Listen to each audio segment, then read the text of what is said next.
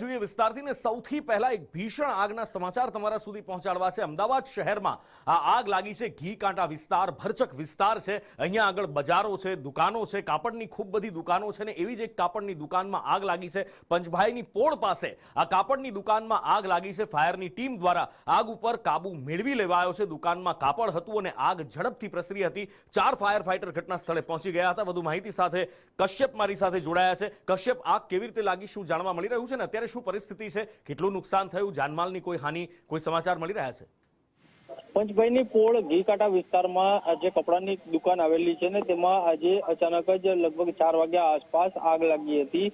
કપડાની દુકાન હોવાના કારણે આગ જે છે તે ઝડપથી પ્રસરી હતી। આસપાસની દુકાનો જે છે તે ત્વરિત ખાલી કરાવવામાં આવી હતી અને ફાયર વિભાગને જાણ કરતા ફાયર વિભાગની 4 ગાડીઓ જે છે તે ઘટના સ્થળે પહોંચી હતી અને આગ પર કાબુ હાલ મેળવી લેવાયો છે। પરંતુ અત્યારે કુલિંગની પ્રક્રિયા જે છે તે કરવામાં આવી રહી છે, જેથી કરી અને આસપાસની દુકાનો જે છે તેમાં આગ ફેલાય નહીં।